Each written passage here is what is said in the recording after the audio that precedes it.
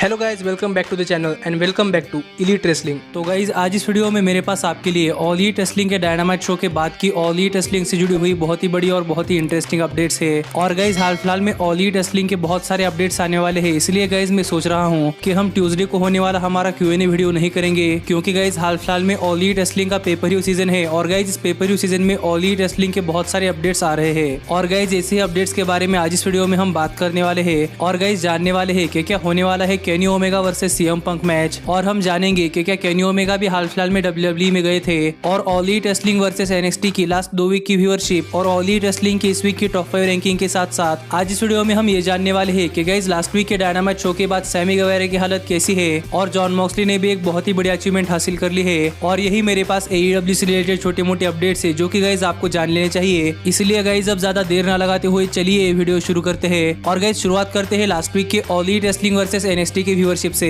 Guys मैंने आपको last week कहा था कि इस वीक की ऑल इलीट रेसलिंग की व्यूअरशिप नहीं आई है और हमें पॉसिबली कुछ देर बाद ऑल इलीट रेसलिंग की व्यूअरशिप आती हुई दिखाई दे सकती है। और गाइज जैसे ही हुआ है। और गाइज लास्ट वीक का डायनामाइट शो खत्म होने के बाद 2 दिन बाद ऑल इलीट रेसलिंग की व्यूअरशिप आई है और हमने उस व्यूअरशिप के बारे में बात नहीं की, इसलिए गाइज सबसे पहले हम उस व्यूअरशिप के बारे में बात कर लेते हैं। और गाइज शुरुआत करते हैं NXT से। तो गाइज लास्ट वीक के NXT के शो के लिए ऑल इलीट रेसलिंग का Dynamite show head to head competition में नहीं था, इसलिए गाइज लास्ट वीक के NXT के शो की व्यूअरशिप काफी ज्यादा बढ़ चुकी है। और गाइज लास्ट वीक के NXT के शो की व्यूअरशिप थी 853 के व्यूअर्स, और ये लास्ट वीक के NXT के व्यूअरशिप में काफी बड़ा जंप था। पर गाइज लास्ट वीक के NXT के शो के बाद हमें ऑल इलीट रेसलिंग का डायनामाइट शो देखने को मिला था, जो कि सैटरडे को NXT के टेक ओवर पेपर व्यू के साथ हेड टू हेड कंपटीशन में था, जिस वजह से हम ऑल इलीट रेसलिंग की व्यूअरशिप के बारे में ज्यादा कुछ नहीं कह सकते, क्योंकि गाइज ऑल इलीट रेसलिंग का नॉर्मल डायनामाइट एपिसोड NXT के पेपर व्यू के अगेंस्ट कंपटीशन में था। और इसीलिए लास्ट वीक वाले AEW डायनामाइट शो पर ब्रॉडली TNT हेवीवेट चैंपियन बनने के बावजूद भी AEW डायनामाइट शो की व्यूअरशिप काफी कम हो चुकी थी। और गाइज लास्ट वीक जो AEW डायनामाइट शो को व्यूअरशिप मिली थी वो थी 793 के व्यूअर्स। और लास्ट वीक NXT के लिए AEW का हेड टू हेड कंपटीशन नहीं था, लेकिन AEW के लिए हेड टू हेड कंपटीशन में NXT का पेपर व्यू था। इसलिए गाइज लास्ट वीक वाले व्यूअरशिप बैटल में NXT ने ऑल इलीट रेसलिंग को हरा दिया है। लेकिन गाइज अगर यहाँ पर हम बात करें इस वीक वाले all Elite wrestling versus NXT के व्यूअरशिप बैटल की, तो गाइज मुझे लगता है कि इस वीक वाले NXT और ऑल इलीट रेसलिंग के डायनामाइट शो दोनों की ही टाइमिंग थोड़ी सी चेंज थी, पर गाइज फिर भी ये दोनों ही शोज एक दूसरे के लिए हेड टू हेड कंपटीशन में नहीं थे। और यही इस वीक जो NXT को व्यूअरशिप मिली है वो उनके लास्ट वीक की व्यूअरशिप के मुकाबले थोड़ी सी नीचे आ चुकी है। और इस वीक जो NXT के शो को व्यूअरशिप मिली है वो है 824 के व्यूअर्स। पर गाइज अगर यहाँ पर हम बात करें इस वीक वाले ऑल इलीट रेसलिंग के डायनामाइट शो की, तो गाइज यहाँ पर इस वीक वाले ऑल इलीट रेसलिंग के डायनामाइट शो की व्यूअरशिप उनके लास्ट वीक वाले डायनामाइट शो के मुकाबले 8% ज्यादा बढ़ चुकी है। और गाइज ये काफी अनयूजुअल चीज है, क्योंकि गाइज इस वीक ऑल इलीट रेसलिंग के डायनामाइट शो के लिए बहुत ही तगड़ा कंपटीशन था। पर गाइज अगर यहाँ पर हम बात करें इस वीक के ऑल इलीट रेसलिंग के डायनामाइट शो की व्यूअरशिप की, तो गाइज इस वीक ऑल इलीट रेसलिंग के डायनामाइट शो को व्यूअरशिप मिली है 813 के व्यूअर्स, जो कि ऑल इलीट रेसलिंग के लिए काफी अच्छी चीज है, क्योंकि गाइज इस वीक ऑल इलीट रेसलिंग के लिए काफी तगड़े तगड़े कॉम्पिटिशंस थे। क्योंकि गाइज इस वीक जब ऑल इलीट रेसलिंग का डायनामाइट शो US में टेलीकास्ट हुआ था, तब उसी सेम टाइम पर US में रिपब्लिकन नेशनल कन्वेंशन था, जो कि US गवर्नमेंट का एक प्रोग्राम था, जिस वजह से मुझे नहीं लग रहा था कि गाइज इस वीक वाले ऑल इलीट रेसलिंग के डायनामाइट शो की व्यूअरशिप बढ़ेगी। क्योंकि गाइज अगर आप इस गवर्नमेंट के शो की व्यूअरशिप जानोगे तो गाइज आप भी हैरान हो जाओगे। और गाइज सरप्राइजिंगली इस गवर्नमेंट शो को 9 मिलियन की व्यूअरशिप मिली है, जो कि काफी तगड़ी होती है। और गाइज इसी वजह से मुझे नहीं लग रहा था कि गाइज इस वीक ऑल इलीट रेसलिंग के शो की व्यूअरशिप बढ़ेगी। पर guys surprisingly all Elite Wrestling के लिए काफी अच्छी बात है कि गाइज ऑल इलीट रेसलिंग के शो को देखने के लिए काफी सारे लोग आ रहे हैं। पर गाइज अगर यहाँ पर हम बात करें डेमोग्राफिक की, तो गाइज अब तक ऑल इलीट रेसलिंग NXT से डेमोग्राफिक्स में अनडिफिटेड है। पर गाइज यहाँ पर सरप्राइजिंगली एक बहुत ही अच्छी रिपोर्ट सामने आ रही है कि गाइज हाल फिलहाल में ऑल इलीट रेसलिंग की व्यूअरशिप काफी कम होने के बावजूद भी TNT network all Elite wrestling से काफी ज्यादा खुश है। क्योंकि गाइज खुद TNT नेटवर्क को लगता था कि ऑल इलीट रेसलिंग के डायनामाइट शोज रेगुलर टाइम से हटाकर किसी और टाइम पर रख देंगे, पर गाइज फिर भी ऑल इलीट रेसलिंग को काफी तगड़ी व्यूअरशिप मिल रही है। इसलिए TNT नेटवर्क तो खुश है ही, लेकिन गाइज यहाँ पर TNT नेटवर्क इसलिए भी खुश है क्योंकि गाइज इस वीक लगातार 12वीं बार 18 to 49 एज डेमोग्राफिक में ऑल इलीट रेसलिंग का डायनामाइट शो टॉप 10 की लिस्ट में आया है, जिस चीज से TNT नेटवर्क वाले ऑल इलीट रेसलिंग से काफी ज्यादा खुश है। क्योंकि गाइज मैंने आपको बताया ही था कि 18 to 49 एज डेमोग्राफिक में जो शो अच्छी व्यूअरशिप लाता है वो शो फ्यूचर में बहुत ही बड़ी सक्सेस बनकर सामने आता है। क्योंकि गाइज इसी एज डेमोग्राफिक में काफी ज्यादा एडवर्टाइजेस होते हैं। पर गाइज अब व्यूअरशिप के बारे में काफी ज्यादा बात कर ली, और गाइज अब हम आगे बढ़ते हैं और बात करते हैं हमारी अगली अपडेट की, और जानते हैं इस वीक की ऑल इलीट रेसलिंग की टॉप 5 रैंकिंग्स। तो गाइज यहाँ पर हर बार की तरह ही इस बार भी ऑल इलीट रेसलिंग की टॉप 5 रैंकिंग सामने आ चुकी है। और गाइज अगर यहाँ पर हम शुरुआत करें ऑल इलीट रेसलिंग की विमेंस डिवीजन से, तो गाइज ऑल इलीट रेसलिंग की विमेंस डिवीजन के टॉप 5 रैंकिंग में नंबर 5 पर आते हैं ब्रिट बेकर, नंबर 4 पर आते हैं एबेडॉन, नंबर 3 पर आते हैं फिनोल्फी फ्रॉड, नंबर 2 पर आते हैं बिग सॉल, और गाइज नंबर 1 पर आते हैं नायला रोज। और स्टिल है हमारी ऑल एलीट रेसलिंग की women's world heavyweight champion Hikaru शिरा। और मुझे नहीं लगता कि इस वीक के ऑल एलीट रेसलिंग के विमेंस डिवीजन के टॉप 5 रैंकिंग में हमें कोई भी चेंज देखने को मिला है। लेकिन गाइज अब हम आगे बढ़ते हैं और बात करते हैं ऑल एलीट रेसलिंग के टैग टीम डिवीजन के टॉप 5 रैंकिंग की।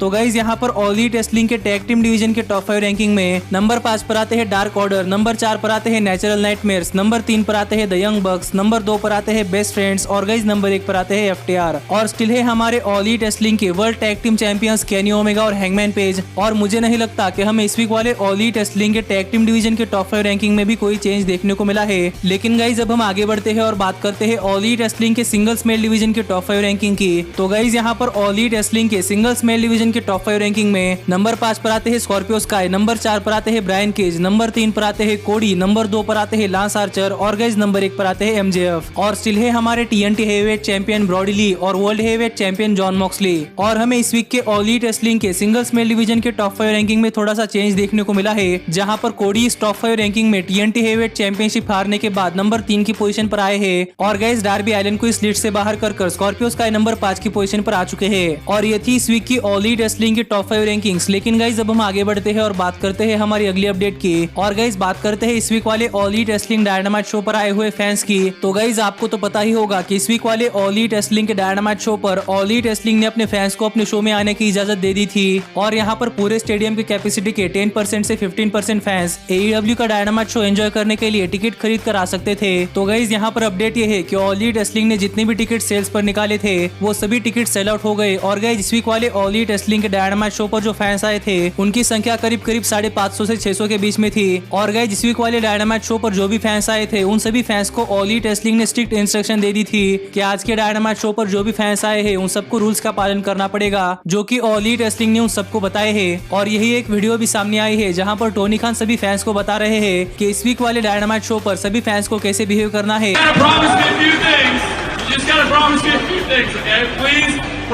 You guys will wear masks, okay? We can't shoot the crowd if you're not wearing masks.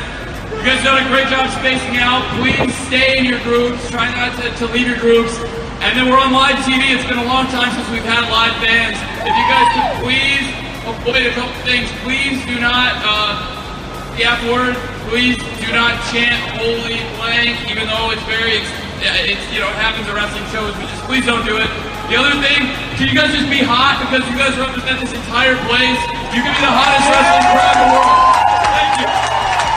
तो गाइज ये चीज देखकर तो मुझे ऐसा लग रहा है कि ऑल एलीट रेसलिंग का ऑल आउट पेपर भी सोल्ड आउट होने वाला है। लेकिन गाइज अगर अब तक आपने इंडिया में ऑल एलीट रेसलिंग का ऑल आउट पेपर ऑफिशियली नहीं खरीदा तो गाइज आप हमारी ये वीडियो चेकआउट कर सकते हैं, जहां पर आपको पता चल जाएगा कि आप इंडिया में ऑल एलीट रेसलिंग का ऑल आउट पेपर ऑफिशियली खरीद कर कैसे देख सकते हैं और आपको पेपर ऑफिशियली क्यों देखना चाहिए और ऑफिशियली पेपर देखने के क्या क्या फायदे है। और मैंने उस वीडियो में आपको प्रैक्टिकली खरीद कर दिखाया है कि आप इंडिया में ऑल एलीट रेसलिंग का ऑल आउट पेपर कैसे खरीद सकते हैं। लेकिन गाइज अब हम आगे बढ़ते हैं और बात करते हैं हमारी अगली अपडेट की। और गाइज जानते हैं कि लास्ट वीक का डायनामाइट शो खत्म होने के बाद अब सैमी गेवेरा की हालत कैसी है। तो गाइज अगर आपने हमारा लास्ट वीक का डायनामाइट शो का रिव्यू वीडियो देखा है तो आपको पता होगा कि गाइज लास्ट वीक वाले डायनामाइट शो पर Sammy Guevara versus Matt Hardy का एक बहुत ही ब्रूटल मैच हुआ था, जो कि एक टेबल्स मैच था। और गाइज उस टेबल्स मैच में सैमी गेवेरा का बहुत ज्यादा खून भी निकल रहा था और सबको सैमी गेवेरा की चिंता थी कि सैमी गेवेरा की हालत अब कैसी है। तो गाइज यहीं पर अपना इंजरी स्टेटस बताते हुए सैमी गेवेरा ने एक फोटो शेयर किया है जिसमें हम देख सकते हैं कि गाइज सैमी गेवेरा के सिर के साइड में एक बहुत ही बड़ा कट पड़ चुका है।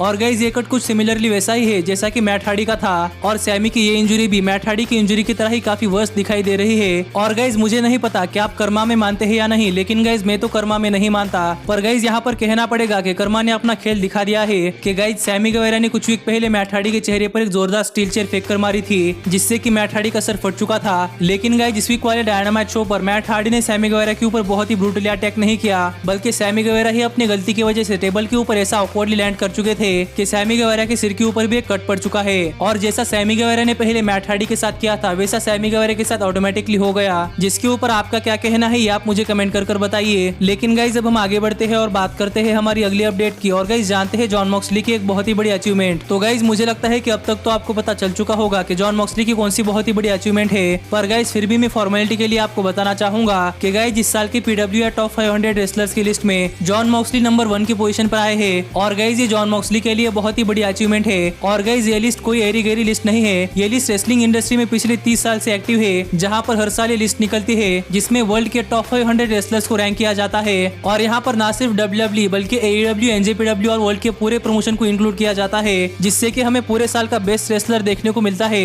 और गाइज लास्ट ईयर के पूरे साल के बेस्ट रेसलर के तौर पर जॉन मॉक्सली का नाम सामने आ चुका है। और गाइज ये जॉन मॉक्सली के लिए काफी बड़ी अचीवमेंट है, क्योंकि गाइज जब जॉन मॉक्सली WWE में डीन एम्ब्रोज के नाम से थे तब कभी भी जॉन मॉक्सली साल के टॉप 500 रेसलर्स की लिस्ट में टॉप 30 में भी नहीं थे। लेकिन गाइज यहाँ पर WWE छोड़ने के बाद मॉक्सली डायरेक्टली नंबर 1 की पोजीशन पर आ चुके हैं, जो चीज मॉक्सली के लिए बहुत ज्यादा इंपॉर्टेंट है। लेकिन गाइज अगर यहाँ पर हम बात करें इस साल की PWR टॉप 500 रेसलर्स की लिस्ट के टॉप 10 रेसलर्स की, तो गाइज यहाँ पर 5 WWE के रेसलर, 2 NJPW के रेसलर और 3 AEW के रेसलर्स आते हैं। जहाँ पर नंबर 10 पर एजे स्टाइल्स आते हैं, नंबर 9 पर कोफी किंगस्टन, नंबर 8 पर सेथ रोलेंस, नंबर 7 पर कोडी रोड्स, नंबर 6 पर कोजिशिका ओकाडा, नंबर 5 पर टेत्सुया नाइटो, नंबर 4 पर ड्रू मैकिंटायर, नंबर 3 पर क्रिस जेरिको, नंबर 2 पर एडम कोल और गाइज नंबर 1 पर जॉन मॉक्सली। और ये है इस साल के PWR टॉप 500 रेसलर्स के लिस्ट के टॉप 10 रेसलर्स, जहाँ पर जॉन मॉक्सली नंबर 1 की पोजीशन पर है। लेकिन गाइज अब हम आगे बढ़ते हैं और बात करते हैं हमारी अगली अपडेट की। और गाइज जानते हैं कि किस तरीके से केनी ओमेगा गए थे WWE में। तो गाइज अगर आपने हमारी डिड्यूनो सीरीज की केनी ओमेगा की वीडियो देखी होगी तो गाइज आपको पता होगा कि केनी ओमेगा को WWE की तरफ से काफी सारे ऑफर्स आए थे